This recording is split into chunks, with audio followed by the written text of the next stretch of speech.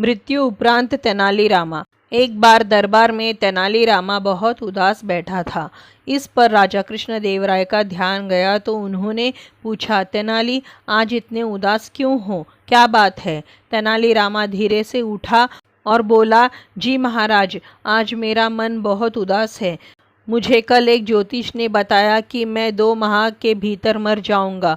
मुझे मरने से डर नहीं लगता, मुझे तो यह चिंता खाए जा रही है कि मेरे मरने के बाद मेरे परिवार का क्या होगा, उनका लालन पोषण कौन करेगा। तेनालीरामा की यह बात सुनकर महाराज ने उसे आश्वासन दिया, तेनाली तुम चिंता छोड़ दो, तुम सदा से हमारे वफादार रहे हो, तो तुम्हारे परिवार की देखभाल करना हमारा कर्तव्य है। हम तुम्हारे परिवार का तुमसे 10 गुना ज़्यादा ध्यान रखेंगे। यह कोई बड़ी बात नहीं है, तुम अपना ख्याल रखो। इसके बाद जो जो दिन बीतते गए तेनालीरामा की तबीयत बिगड़ती गई। अंत में पूरे राज्य में अफवाह फैल गई कि तेनालीरामा मर गया है और उसने अपनी पूंजी, गहने आदि एक बड़े संदूक में बंद कर दिया है। जैसे ही राजा कृष्णदेवराय को तेनालीरामा के मरने की सूचना मिली, उन्होंने वह बड़ा संदूक लाने अपने सैनिकों को भेज दिया। उन्हें यकीन था कि संदूक में से एक बड़ा खजाना निकलेगा।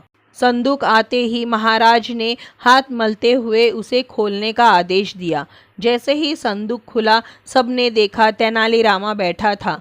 तुम यहाँ क्या कर रहे हो तेनाली? राजा कृष्णदेवराय जोर से चिल्लाए। तुम तो मर चुके थे। तेनालीरामा बिना लाग लपेट के बोला, महाराज, आपके भरोसे मैं कैसे मरता? आपने तो मेरे परिवार का भरण पोषण करने का वादा भी नहीं निभाया। तेनालीरामा की बात सुनकर महाराज का सिर शर्म से झुक गया। तो दोस्तों, ये थी तेनालीरामा की कहानी, मृत्यु उपरांत तेनालीरामा। आपको कैसी लगी? अगर अच्छी लगी हो तो इसी तरह की कहानियों के लिए चैनल को सब्सक्राइब करें, वीडियो को लाइक करें, शेयर करें। धन्यवाद।